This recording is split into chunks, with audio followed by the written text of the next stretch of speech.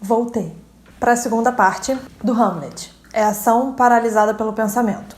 Como eu disse no vídeo anterior, essa frase nunca mais saiu da minha cabeça. O que essa frase quer dizer, assim? Ação paralisada pelo pensamento. Quanto mais você pensa, quanto mais você sabe o que certos passos podem te causar, menos você faz. Por exemplo, eu sei que eu tomar uma garrafa de vinho inteira sozinha vai dar caô. Vai baixar Dionísio e vai ser aquela loucura toda.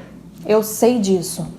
Então, por isso, o que eu faço? Eu não bebo uma garrafa de vinho inteira sozinha. Quer dizer, eu bebo. Mentira, eu não bebo. Às vezes eu bebo, às vezes não. Mas eu sei o que aquilo vai me causar. Então, por isso, o que eu faço? Deixo de agir. Deixo de fazer. Isso na verdade, é preciso colocar na balança, né? Porque tem muitas vezes, eu tenho até um amigo que tem mania de falar pra mim, você tem que ser menos Hamlet, você tem que ser menos Hamlet. Ou seja, você tem que agir mais, fazer mais sem pensar muito. Em certas ocasiões, ok, realmente tem que fazer mais sem pensar.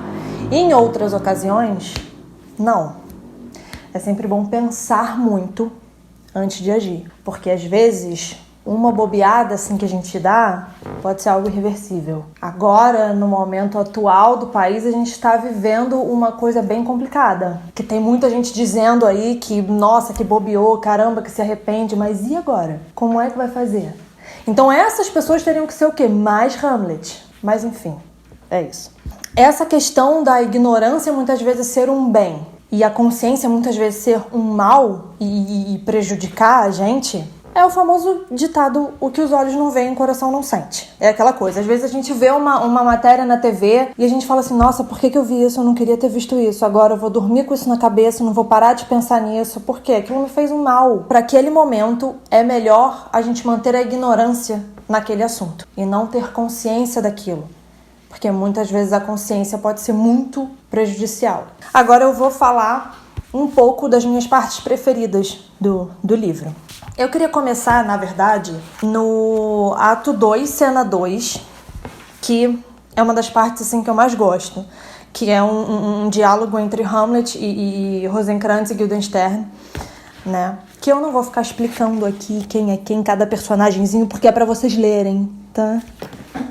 Então, se vocês querem saber quem é Rosencrantz e Guildenstern, leiam. Deus, eu poderia viver enclausurado dentro de uma noz e me consideraria um rei do espaço infinito, não fosse pelos meus sonhos ruins. Eu gosto muito disso, assim, porque o que a gente entende disso? O ser humano, ele só precisa única e exclusivamente dele para ser feliz. Só disso. Não importa onde ele vive, não importa com quem ele vive. Se ele é feliz com ele mesmo, se ele sabe lidar com ele mesmo, que é uma das coisas mais difíceis que existe, ele consegue ser feliz em qualquer lugar. É como Hamlet diz aqui, ele poderia viver enclausurado dentro de uma casca de noz. Então não interessa se a pessoa mora numa casca de noz ou se a pessoa mora numa cobertura em frente à praia. E essa parte me remete a uma frase da Hilda Hilst, que, anota aí, Hilda Hilst, leitura necessária pra vida, Hilda Hilst. Ela tem uma frase que nunca mais saiu da minha cabeça, que é: ainda que se mova o trem, tu não te moves de ti. Ou seja, não interessa onde você vive, em que lugar do planeta você vive, se você não está bem com você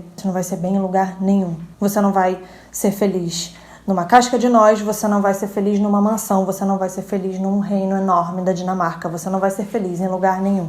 Eu gosto muito dessa parte aqui. Por isso eu escolhi começar com ela. Eu falei no outro vídeo a questão dos ataques de Hamlet à sua mãe, Gertrudes, né?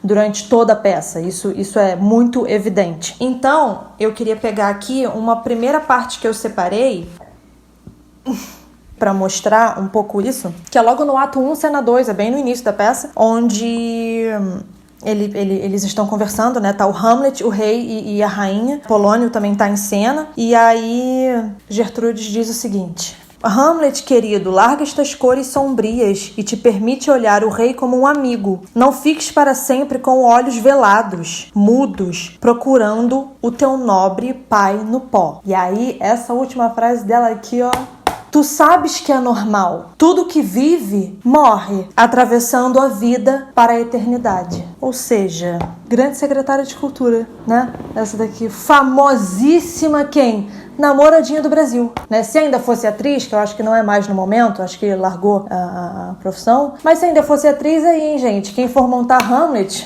seria uma excelente escolha para botar como Gertrude, a nossa incrível secretária de cultura, porque essa fala aqui da Gertrude, tu sabes que é normal, tudo que vive morre. Pô, tudo que vive morre. Por que vocês estão tão encafifados com as mortes do coronavírus? Vai morrer mesmo, se não vai morrer de corona, vai morrer atropelado, se não vai morrer atropelado, vai morrer de infarto, se não vai morrer de infarto, vai ter um AVC, vai morrer, entendeu? Vai morrer.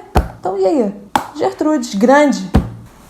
E aí, como Hamlet é o cara, e o Hamlet é extremamente inteligente e extremamente tudo de bom, ele responde da seguinte maneira: é, senhora, é normal. E aí ela diz: mas se de fato é, por que contigo parece tão anormal? E aí Hamlet responde: parece não, mãe. É, não entendo de pareces.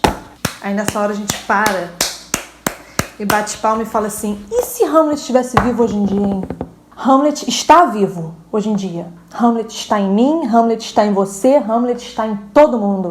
Hamlet está em todos os lugares. E o mal de Elsinore, como eu falei no outro vídeo, é o mal de todo lugar. E qual é o mal de Elsinore? É a corrupção, não é mesmo? A corrupção começa nas pequenas coisas. E se o mal de Elsinore está em todo lugar, é a maior ignorância do planeta você atribuir toda a corrupção a um único partido, não é mesmo? Ai, ai. Uma das partes também que eu mais gosto na peça de Hamlet é no ato 1, cena 3, são os conselhos de Polônio a Laertes, né? Laertes é seu filho, ele tá partindo pra França e Polônio dá uns conselhos que eu acho, assim, essa parte eu acho brilhante. Apesar de não ser muito fã de Polônio, tá? Polônio é um cara, é um pai super autoritário, né? Coitado de Ofélia, eu tenho uma pena. A Ofélia é uma personagem, eu não vou falar muito de Ofélia aqui, porque não dá pra ficar falando muito de tudo, porque senão esse vídeo vai ter 1000 horas. Ofélia é uma personagem que eu gosto muito, é uma personagem que eu tenho vontade de pegar no colo e botar pra ninar e falar: Ofélia, tamo junto, querida, calma. Tu tem voz, pô, tu tem voz. Eu, hein? Enfim, adoro Ofélia. Mas, enfim, essa parte é uma parte, assim, que Shakespeare dá um up, assim, no Polônio, né? Bota ele... Até dá pra gente pensar que ele é um cara bacaninha. Nesses conselhos, em Polônio a Laertes, né, eu separei aqui algumas frases, as frases que eu mais gosto. Não deis voz aos teus pensamentos. Ou seja, amigão, guarda pra você. Porra, guarda pra você, a palavra tem poder, entendeu? E outra também, guarda pra você, principalmente aquelas coisas que você almeja, hein? Porque a inveja rola solta aí. Dá a todos ouvido e a poucos tua voz. Já dizia grande quem? Renato Russo. Se você quiser alguém em quem confiar, confie em si mesmo. Renatão. Falamos de Raul Seixas, agora estamos falando de Renatão, grande também, outro maravilhoso, enorme, tão grande quanto Raul. Eu não posso voltar a falar de Raul aqui não, senão já era. Senão vou emendar no Raul Seixas e não acaba mais. Cara, sinceramente, pensa bem. No cume calmo do meu olho que vê, assenta a sombra sonora de um disco voador. Quem em sã consciência vai escrever isso? Ninguém. Raul vai escrever. Por isso que ele é o cara, entendeu? Porque ele chega e fala assim: faça o que tu queres, é de ser tudo da lei. Viva a sociedade alternativa. Aí a gente já emenda com o Cazuza falando o quê? Vamos pedir piedade, Senhor, piedade. Pra essa gente o quê? Careta e covarde. Acabou. A caretice, meu amigo, leva ninguém a lugar nenhum. Por isso vamos todo mundo se amar, se abraçar, pô, vamos beber vinho, vamos cultuar Dionísio, entendeu? De vez em quando é bom a gente dar uma chutada no balde, entendeu? Fazer umas coisas que depois a gente fala assim: epa, caramba. Mas aí aqui, ó, voltando a Polônio. Não peças emprestado e também não emprestes, pois quem empresta perde um amigo e o dinheiro. Isso aí é óbvio, né, minha gente? Isso aí não preciso nem falar, né? Você tem vários amigos, você tem vários parceiros até começar dinheiro aí na parada, né? E envolver o dinheiro, já era. E agora, por último, Polônio diz ao seu filho Laertes: ser fiel a ti mesmo, que disso há de seguir-se como a noite ao dia, que desleal não serás a homem algum que seja. Esses são só frases que eu destaquei, mas enfim, os conselhos são todos esses aqui, é uma página inteira só de conselho do Polônio, mas essas são minhas frases preferidas, assim, que eu mais gosto desses conselhos, principalmente dá a todos ouvidos e a poucos tua voz, eu adoro isso. Hamlet é engraçado porque é uma obra cheia de frases marcantes e conhecidas que todo mundo sai falando por aí sem nunca ter lido, não é mesmo? Todo mundo, é claro que a gente fala assim, ser ou não ser, eis a questão, pô, claro, de Hamlet. Quantas pessoas já falaram isso? Quantas pessoas você já viu falando isso? Agora, quantas pessoas já leram? Epa! Mas assim, ó, outra também que é muito famosa, algo de podre no reino da Dinamarca, né? Algo de podre no estado da Dinamarca, dependendo da tradução. E outra também que é muito famosa e muito falada por aí, né? Vive na boca do povo, há mais coisas entre o céu e a terra, Horácio, do que pode sonhar a tua filosofia. Essa frase aí o Hamlet é o rei, cara. O Hamlet é o rei das frases maravilhosas. Bom, eu poderia falar aqui 1000 horas sobre o monólogo Ser ou Não Ser, né? Que é o maior dilema da humanidade até hoje, né? To be or not to be. To be or not to be é ser ou não ser, estar ou não estar, né? Verb to be é ser e estar. A gente vê que o Hamlet foi inserido num cenário totalmente atípico, né? Uma coisa em que ele não estava nem um pouco preparado, né? Ninguém está para receber a notícia da morte do pai, e quando ele chega, ele retorna, né, à Dinamarca, ao seu país e à sua casa, ele vê a sua mãe casada com o seu tio, né? E ele descobre que foi este tio que matou o seu pai. Então, Hamlet é colocado nesse cenário e ele recebe um pedido do seu pai, né? Um pedido de vingança. Então, ele carrega todo esse peso nas costas, assim, né? Isso é muito pesado. Hamlet, a gente não tem uma noção real da idade dele, mas acreditamos que ele seja um jovem de uns 30 anos por aí, né? Eu acho que dá a entender que ele tem mais ou menos isso. Então, é muita coisa para ele. Enfim, eu queria mostrar aqui também um pouco mais desse ataque, né, dessas críticas de Hamlet à sua mãe, a Gertrudes, né? E aqui no ato 3, na cena 4, logo no início da cena, é até a cena onde Hamlet mata Polônio por engano, a rainha fala, né, Gertrudes fala, Hamlet, tu ofendeste gravemente teu pai, porque isso acontece logo depois do Hamlet botar, tem essa questão muito interessante também na peça, que é a questão de uma peça dentro da peça, onde Hamlet bota os atores para interpretarem o assassinato de Gonzaga, e ele faz algumas mudanças no texto, né? Ele inclui algumas frases escritas por ele para alfinetar o rei, né? E essa cena acontece logo depois da cena da peça, onde o rei fica nervoso, né? Começa a gritar luzes, enfim, cria aquele caos todo, que era tudo que Hamlet queria. Então a rainha chega para Hamlet e fala: Hamlet, tu ofendeste gravemente teu pai. E aí o Hamlet responde: mãe, você ofendeu gravemente meu pai. E aí quando o Hamlet acaba matando Polônio, por engano, né, a Gertrudes diz assim: mas que ação mais sanguinária e precipitada. E aí Hamlet responde: sim, sanguinária, tão grave, cara mãe, quanto matar um rei e desposar o irmão. Então ele sempre deixa isso bem exposto, assim, né, bem explícito, de que ele está bem revoltado com o fato da mãe já estar casada com outro homem, e principalmente, né, irmão do seu ex-marido, né, seu ex-cunhado, agora virou seu marido, olha que doideira. Enfim, até por isso existem certas interpretações que dizem alegam existir um certo complexo de Édipo no Hamlet, né? Mas, enfim.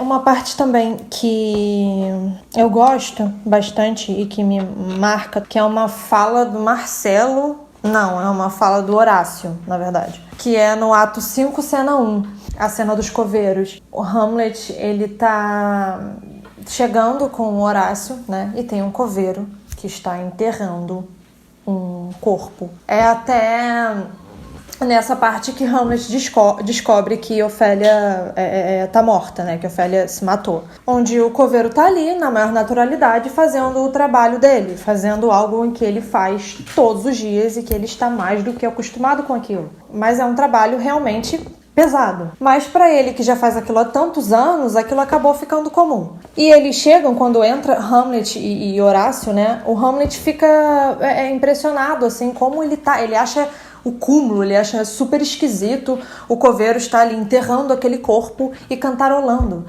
E o cara tá lá super de boa, cantarolando na dele, uhul.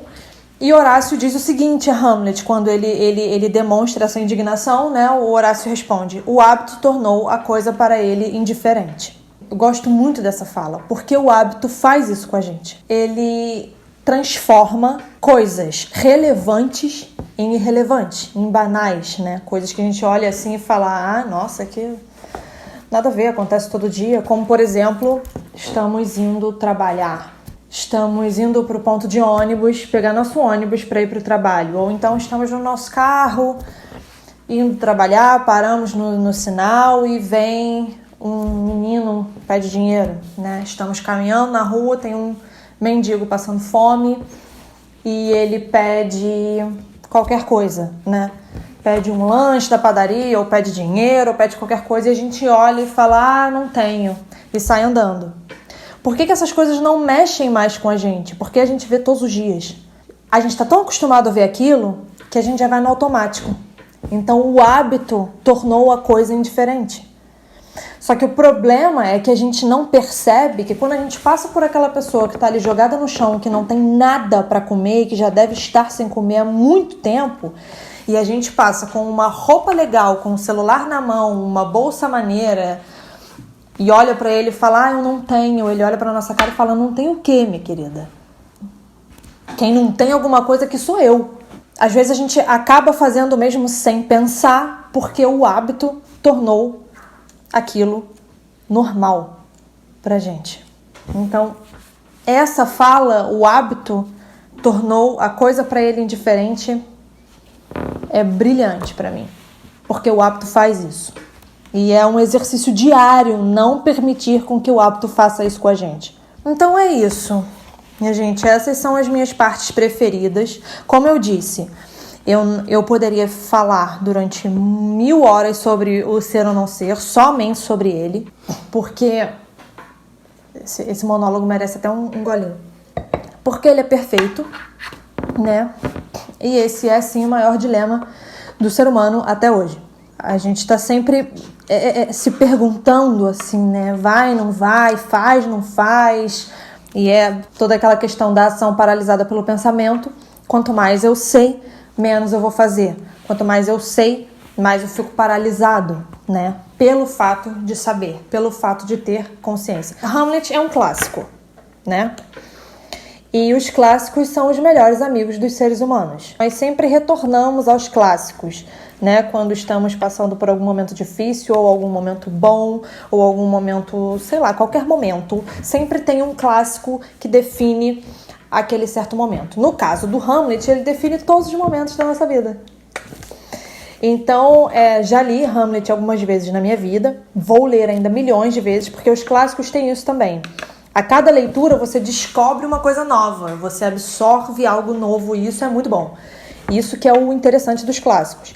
E Hamlet é muito assim pra mim. A cada leitura de Hamlet eu descubro alguma coisa nova, até porque vai de acordo também com a minha maturidade, né, digamos assim. Primeira vez que eu li Hamlet eu não entendi absolutamente nada. A segunda vez eu entendi um pouquinho mais e assim foi. E a cada vez eu entendo alguma outra coisa diferente que num tempo passado não me atravessou porque, enfim, porque eu não entendia muito bem daquilo, então eu acho que não tinha maturidade suficiente para entender daquilo, não sei. E a última tradução que eu li do Hamlet foi essa aqui, que é de clássicos da Penguin, né, que é a tradução do Lawrence Flores, que, se eu não me engano, ganhou o prêmio Jabuti de melhor tradução. Eu costumava ler a tradução do Milor Fernandes, que eu gosto muito das traduções do Milor para Shakespeare. Eu tenho aqui também edição da LPM, são edições de bolso. Eu tenho do Rei Lear e Megera Domada, se eu não me engano. Nietzsche, O Nascimento da Tragédia. Né? Agora eu vou falar dos livros assim, que eu mais gosto para quem quer se iniciar aí nesse meio do Shakespeare, ou para quem já está estudando do Shakespeare, do Hamlet e tal. Eu me baseei definição do Nietzsche, né? Onde ele trata do Hamlet aqui. Ele, na verdade, ele faz uma passagem bem rápida do Hamlet. É só realmente essa partezinha aqui que eu li no outro vídeo e tal, que eu falei. Ele explica toda essa questão do olhar da medusa, né, que eu falei anteriormente, que pra agir, pra atuar, é preciso estar velado pela ilusão, né? Então essas coisas estão aqui no Nascimento da Tragédia. Essa é uma edição da Companhia das Letras, que é a companhia de bolso. Que essa tradução aqui é do Ginsburg. É traduzido direto do alemão, né? E eu sempre dou prioridade às traduções direto do alemão, do Nietzsche. Me lembro de ter lido aqui que teve, sim, tipo, um suporte do Paulo César de Souza. Porque eu sempre que eu vou ler Nietzsche, eu dou prioridade às traduções do Paulo César de Souza, porque ele traduz direto do alemão. Esse livro aqui, A.C. Bradley, também muito bom, a tragédia shakespeariana, usei bastante para minha monografia. Ele faz análises aqui maravilhosas de Hamlet, Otelo, Rei Lear e Macbeth. Tem essa tradução aqui de Hamlet também, que eu ainda não li. Eu vou ler em breve. Eu adorei, essa é uma edição da Ubu, eu adorei esse livro, achei lindo, capa dura, maravilhoso, adorei a capa. Essa tradução é da Bruna Beber, acho que é assim que pronuncia, perdão a ignorância. E ele é bem legal porque ele tem textos complementares, tem do Lacan, tem da Bárbara Leodoro, tem do A.C. Bradley.